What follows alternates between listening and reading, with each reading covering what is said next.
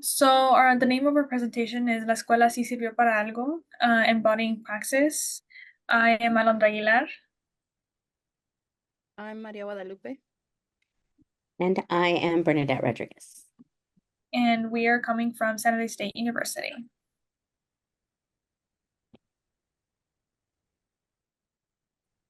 All right. Here's just a quick preview of our agenda. We're going to give you a little introduction, then go into some theoretical foundations, and then we'll go into 2 separate breakout rooms where you'll be able to hear from Alondra and Guadalupe about some lessons, 2 lessons in particular that they designed and taught during their time as residents at San Jose State, and then we will conclude. All right, let's go. So again, my name is Alondra Aguilar, pronoun she, her. Last year, this recent year, I was in 4th grade doing my multiple subject residency for my credential program. And currently, in about a couple weeks, I'm actually going to be starting the school year in 5th grade at the same school that I was at. I'm Maria Guadalupe. I was in Adelante 2 last year for TK, and I'm going to be doing kinder this upcoming school year. And my name is Bernadette. My pronouns are she, her, and Aya. And I was fortunate to be their supervisor, their field supervisor, over the course of last year. And even the cherry on top was that I first met Alondra and Guadalupe in one of our foundations courses that I taught last spring. And then I was fortunate enough to have them assigned to me in the residency program. So I was able to see them through their 3 semesters of the program. So a true gift. So really quickly, just to kind of start off our discussion, we're going to be kind of thinking about the idea or the concept of praxis. And in the chat, I would like you to kind of think of the concept of praxis and what do you think of when you hear that word. If possible, I would really appreciate if you type in your response, but do not quite send it yet until we kind of have a few minutes for everybody to type out their answer. And then everybody will put enter at the same time and kind of just see all those answers coming in. So I'll give you guys a couple minutes to kind of write something in there.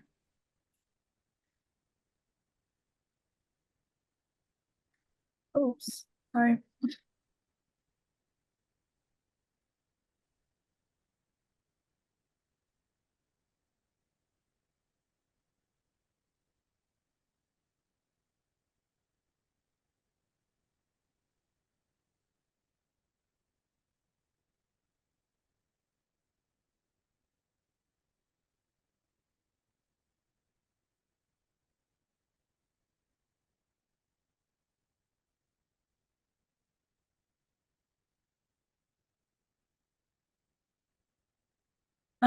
Thank you for starting us off, and everybody else can go ahead and press enter when they're ready.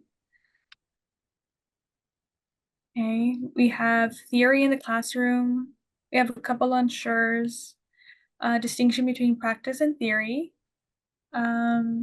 professional practice, turning theory into practice, synthesis. Those are all great answers. Wonderful. Thank you, Alondra, for guiding us through that. Appreciate you. And so given that Praxis is in the title of our presentation today, I want to make sure that we are all starting from the same understanding of what we mean by praxis. And so we want to borrow from Paulo Freire and his understanding of praxis that he wrote about in his seminal text, Pedagogy of the Oppressed. And he wrote that human activity consists of action and reflection. It is praxis. It is transformation of the world. As praxis, it requires theory to illuminate it. Human activity is theory and practice. It is reflection and action. So with that in mind, our hope here is that we're connected in our understanding of praxis. And and that you'll be able to draw connections from this understanding of praxis as we move through the presentation. One more definition or sample of praxis that can be found in Pedagogy of the Oppressed is that praxis cannot be purely intellectual, but must involve action, nor can it be limited to mere activism, but must include serious reflection. Only then will it be praxis. So for Freire, if we simply sit around and discuss theory, then it is merely intellectualism, but not praxis. And so theory without action is just intellectualism. Action without theory then is just that, a series of actions, and is not praxis. So they are dependent on each other. So theory and practice are dependent on each other for Freire in his notion of praxis. All right, and with that, we want to share our idea for this presentation, where it came from. And with that, I will pass it on to my now colleague, Maestra Guadalupe. Yeah, okay. So where did this idea for this presentation begin? Kind of funny story, because it all started when I was talking to Bernadette for my last observations for the semester, gonna be done with school. And I was just talking how everything we learned from our classes, um, we were taking it from our classes into our own experience of taking it in mind, reflecting on it, and then taking everything that we learned into our um, classrooms and teaching our students. And I was telling her even with the master's projects and then my peers, we were all talking, and it was just so fascinating and see. And that's when I was like, La escuela sí sirve para algo. So it's basically the school works for something, and it's saying that, everything that we learned in our classrooms, we're students where then we become the masters and teach our students for them to later on in the future become the masters. Yes, so that was an exciting moment. I remember that so vividly, sitting in at school in an office, and she had that epiphany, that aha, and she was at the end of her program, and everything just came together when she realized, wow, there is purpose to this madness in this program. So hence the birth of the title to our presentation. Before we go any further, we want to ground us all in some foundations, theoretical and methodological.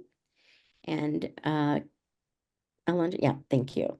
And so the theme of this STENT conference this year is Culturally Sustaining Pedagogy. And we want to note that CSP asks, what is the purpose of schooling in a pluralistic society? And it has as its goal to perpetuate and foster linguistic, literate, and cultural pluralism as a democratic project of schooling by 1, sustaining cultural and linguistic competence of communities, offering access to the dominant culture, and 3, connecting to the traditional and evolving practices of minoritized communities.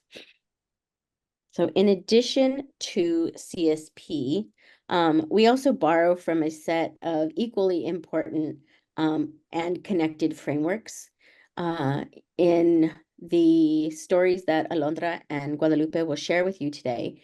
You will hear echoes of asset-based pedagogies, humanizing pedagogies from Freire, community cultural wealth, the model from Tarayoso, where she mentions the strengths of communities of color. And then you will also hear echoes of funds of knowledge from Gonzalez Moll and Amanti, as well as echoes of translanguaging from Garcia and Way. And finally, the notion of pláticas from Fierros and Delgado Bernal. And these are important because they, like the threads in the image, lie next to culturally sustaining pedagogy. They are not embedded, but they are each their own framework, conceptual framework, and they are vibrant and they are unique And when you put them all together, you can see the beautiful tapestry from these wonderful frameworks that we'll be drawing on today that are related to CSP, but are unique in their own right.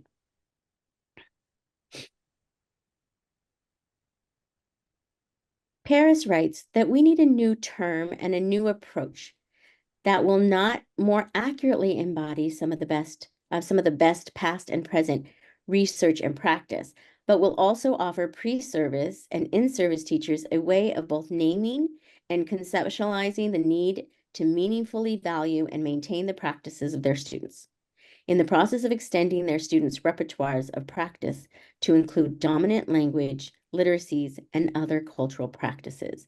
And this is really important because he is referring to bringing in onto the scene culturally sustaining practices, but not forgetting about Geneva Gay's culturally responsive and um, Gloria Ladson Billings culturally relevant.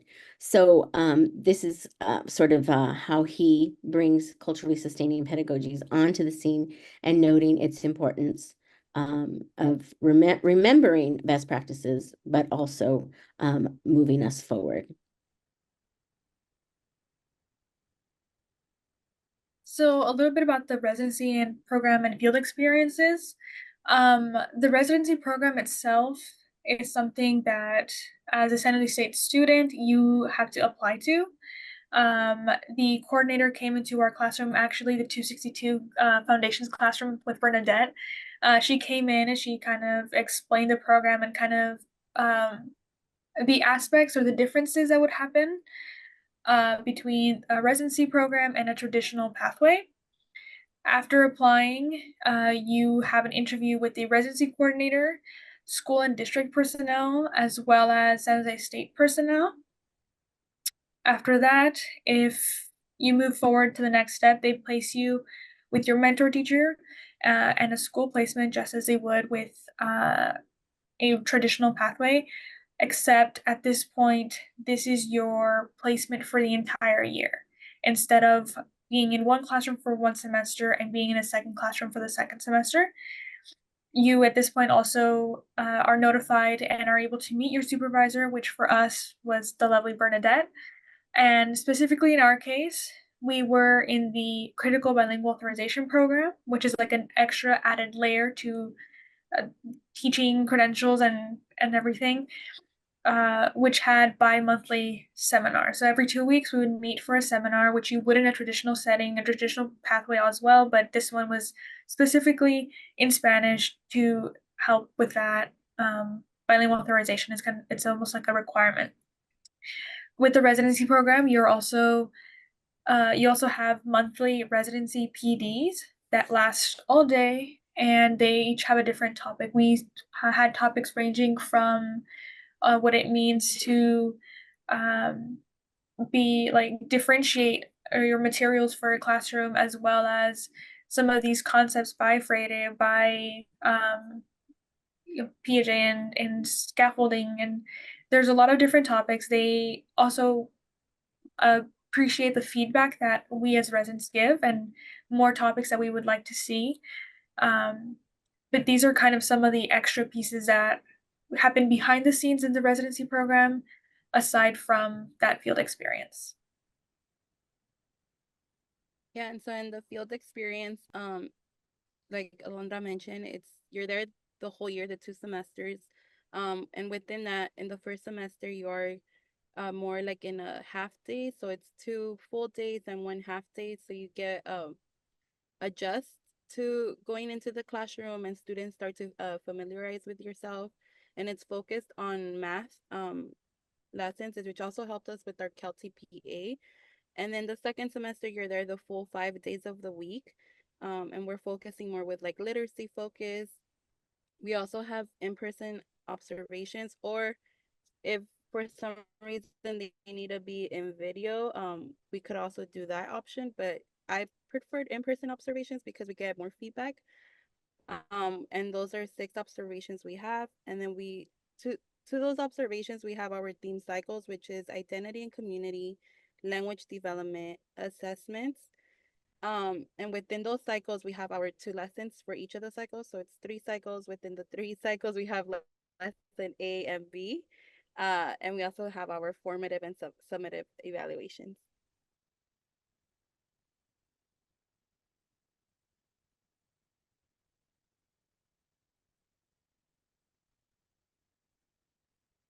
Oh, Bernadette, you're muted.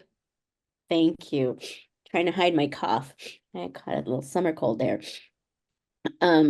So, like many of the institutions of higher education and their teacher ed departments, we engage in a coaching cycle with all of our candidates, where they design a lesson, step 1, then step 2, they teach the lesson. But before they do, they get feedback from both their mentor and their supervisor, their field supervisor. Then they teach the lesson. And then after teaching the lesson, they're invited to reflect and receive feedback from both their mentor teacher and the supervisor. And then the understanding is that they will then take that feedback and their own reflection and then build that into designing a new lesson for the next, either the cycle or the observation. So at San Jose State, we have 4, actually we have 3 cycles, and each cycle, Alondra, if you could just, and I think I animated that slide. So if you could click on it, there we go. So each cycle has a dedicated foci.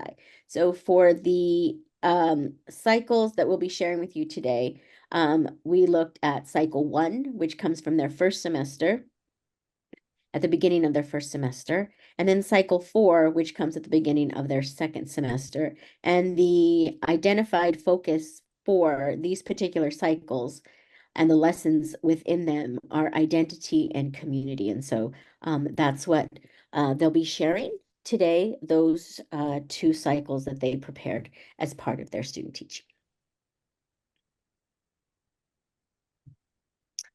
All right, so before we go into the activity, we do want to provide a little bit of context for the breakout rooms. Next slide, there we go. We want to draw on reciprocal vulnerability. So we're going to invite you into a breakout room with either Alondra or Guadalupe. And we are hoping to have a conversation of reciprocal vulnerability, where reciprocal vulnerability encompasses where critical educators of color, where they need access to ongoing critical and healing praxis to support their intellectual, pedagogical, emotional, and intersectional literacy development.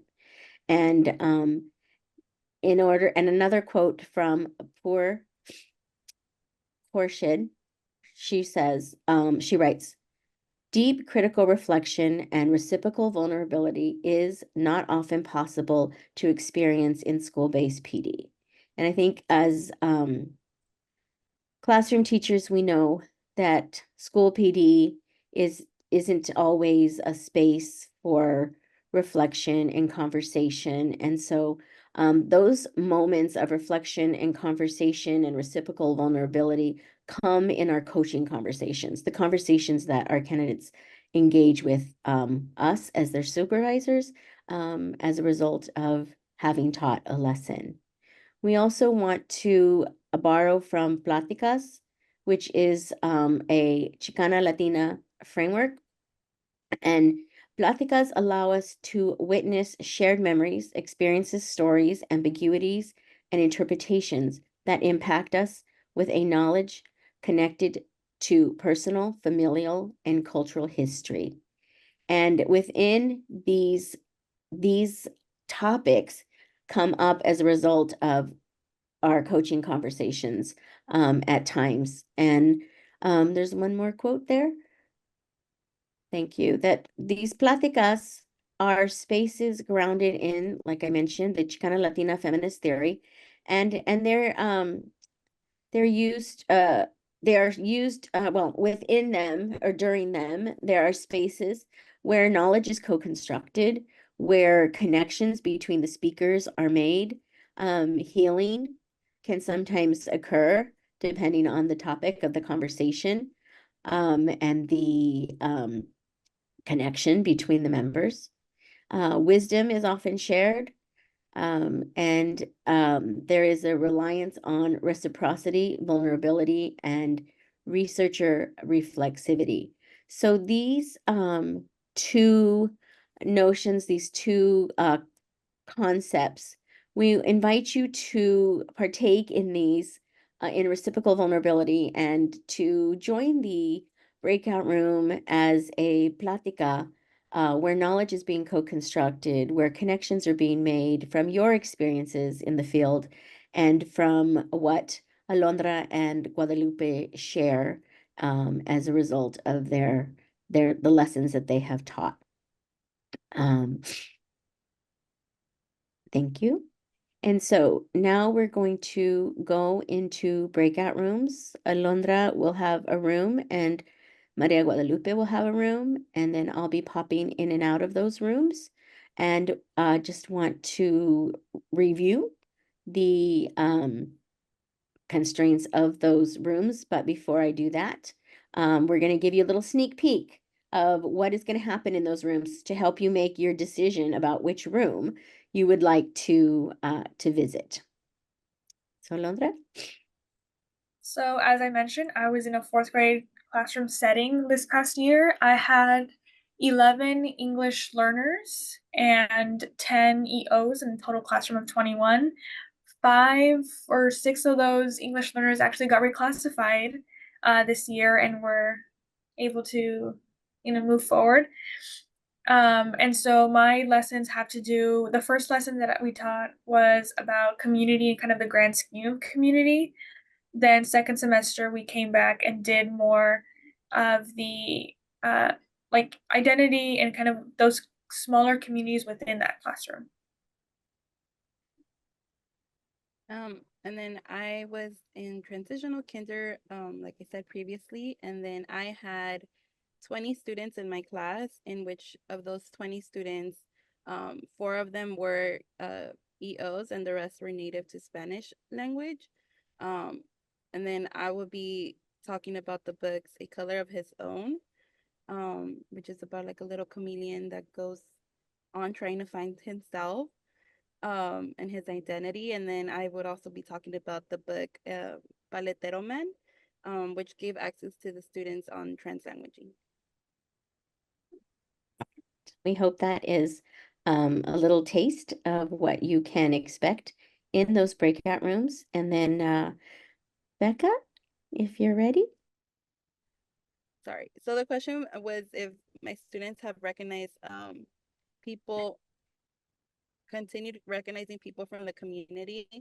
And I was mentioning how one of my students, when we were doing the activity of the book, The Paletero Man, they actually were the ones that brought it up to my attention, how the lady who was selling raspados and chips outside of the school over the summer, they saw her, or they recognized her more than what I did, and brought it up to my attention and said like, oh, it's just like the person from the book. So they're small and they do remember lots of things, and they definitely do continue seeing like more aware of their surroundings than what an adult. Great. Thank you. And thank you all for being participants and hearing Alondra Guadalupe's story. We do have just a few more questions. We want to hear from your experiences on what kinds of lessons have you observed, whether they involve translanguaging texts or the students' funds of knowledge. What are some of your most memorable lessons grounded in CSP?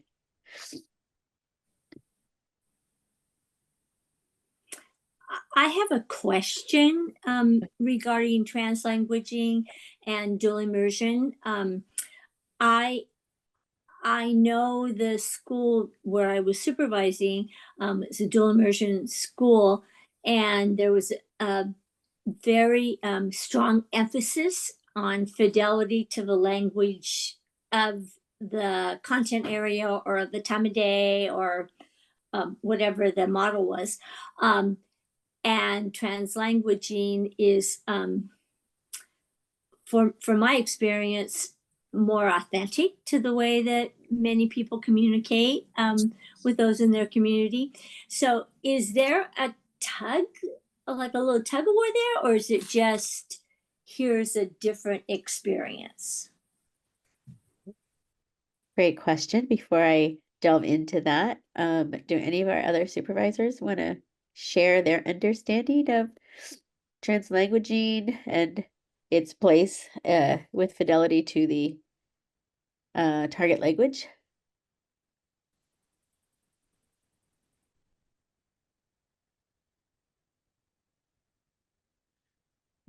I'll go ahead and take that one up. So with translanguage, we want to recognize and honor the students' full linguistic repertoire. And so this my understanding, and feel free to jump in, anyone. My understanding is that the students, we accept the language, that the students offer their contribution to the conversation or the discussion or the exercise or out on the yard, and we accept that. We do not criticize them for that, for using their full linguistic repertoire. However, as the educator, the teacher of record, we do respond in the target language. Okay. Does anyone have anything different to add, or is that your experience as a teacher, as a parent, as a supervisor, administrator?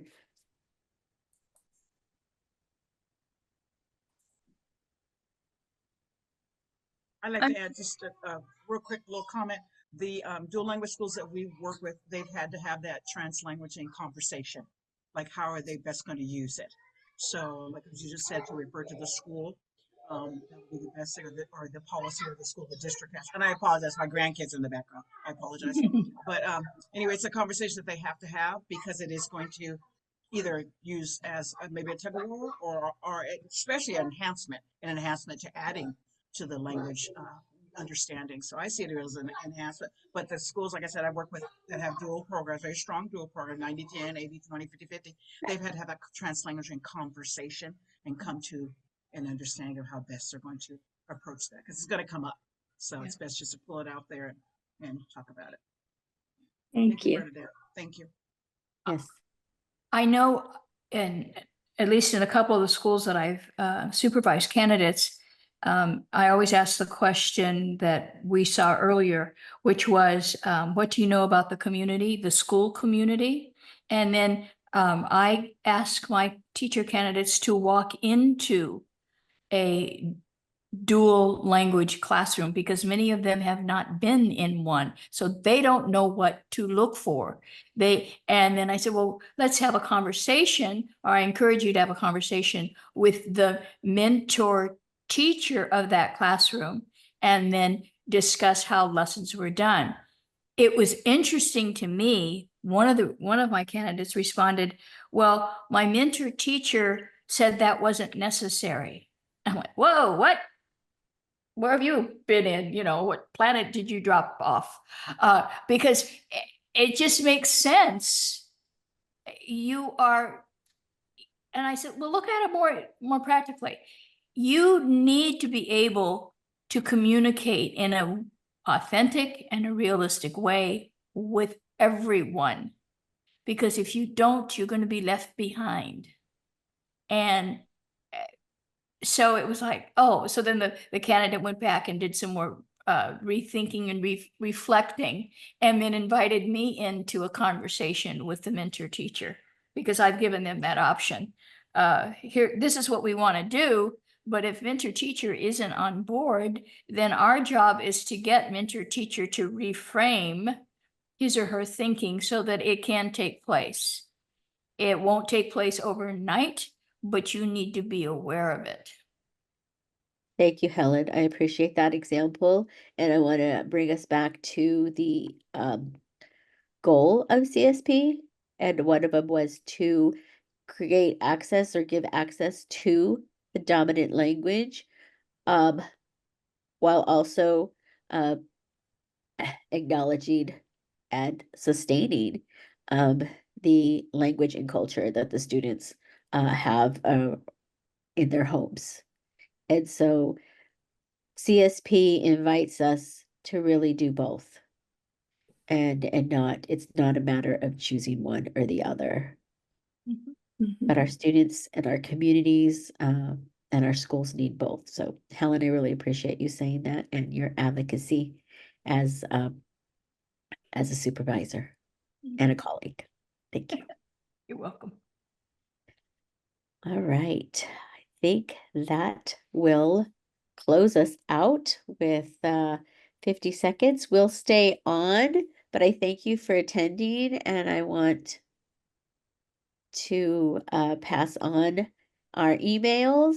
Alondra and Guadalupe have the SJSU email for 1 year. So if you want to reach out to them, do it sooner rather than later. And I just want to thank them both for sharing their story with us today and congratulate them on being newly minted teachers into this wonderful field that we all love. Yes.